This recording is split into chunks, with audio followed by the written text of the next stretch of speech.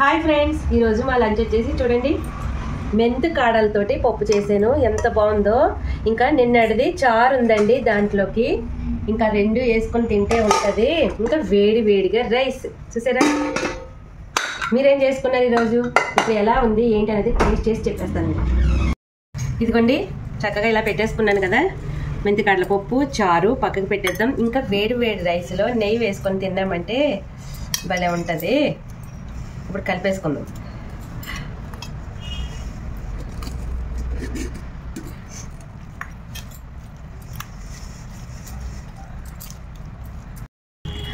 ఇదిగోండి, చక్కగా కలుపుతుంటే నెయ్యి ఫ్లేవరు చక్కగా. మెంతాకులు ఇదిగో కాడలు ఇలా ఉంటాయి కదండి, మొత్తం అంతా ఇలా కలిపేసుకోండి. అవి నలుపుకుంటూను అసలు ఫ్లేవర్ అది దిగి భలే ఉంటుంది. పెట్టండి.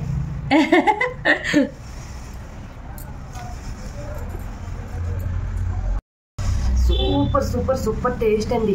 బొగ్గకి అంటుకుంది, ఇక్కడ అంటుకుంది. ఇక్కడ అంటుకుందా? అది మామూలుగా తిన్నప్పుడు ఏమన్నా ఉందా? ఆహా, అద్భుతం. ఈ టేస్ట్ తినాలంటే అదృష్టం ఉండాలి. దా, సూపర్ అండి, అదిరిపోయింది. మెంతి కాడలతోటి పప్పు అయితే మీరు తప్పకుండా ట్రై చేయాలి.